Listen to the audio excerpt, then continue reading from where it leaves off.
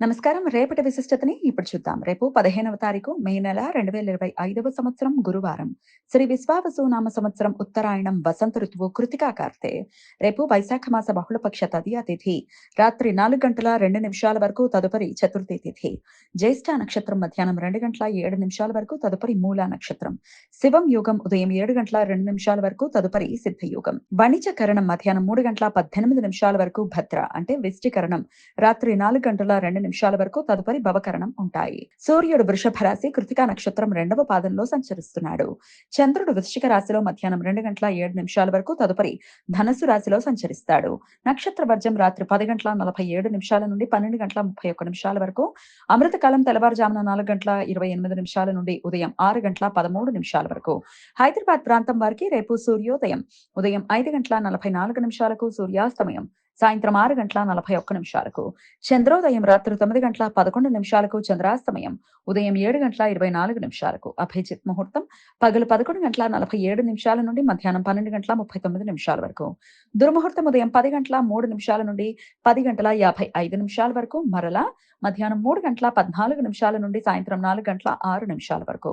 రాహుకాలం మధ్యాహ్నం 1 గంట 50 నిమిషాల నుండి 3 గంటల 27 నిమిషాల వరకు. గుళిక కాలం ఉదయం 8 గంటల 58 నిమిషాల నుండి 10 గంటల 36 నిమిషాల వరకు. యమగండం ఉదయం 5 గంటల 44 నిమిషాల నుండి 7 గంటల 21 నిమిషాల వరకు. నిరయన రవి వృషభ రాశిలోకి ఇవాళ రాత్రి 12 గంటల 12 నిమిషాలకి ప్రవేశిస్తాడు.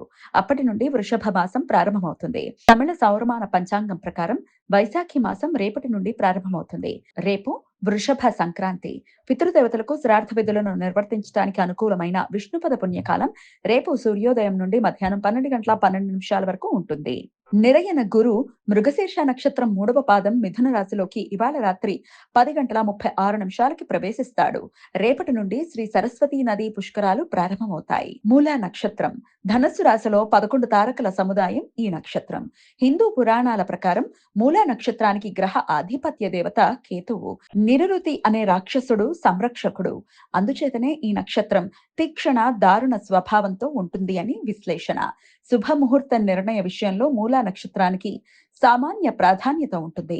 ఈ నక్షత్ర సమయంలో వ్యవసాయ పనులు చేయటానికి, బావులు చెరువులు తవ్వటానికి, మాంగళ్య సంబంధిత పనులు మొదలు పెట్టడానికి, ఒప్పందాల నుండి బయటపడటానికి అనుకూలం. ఈ సమాచారాన్ని మనకందించిన వారు మేడికొండూరు విశ్వనాథ్ ప్రసాద్ గారు. ఆయనకు కృతజ్ఞతలు తెలియజేస్తూ నారాయణ స్మరణతో సమస్త సన్మంగళాని భవంతు. నమస్కారం.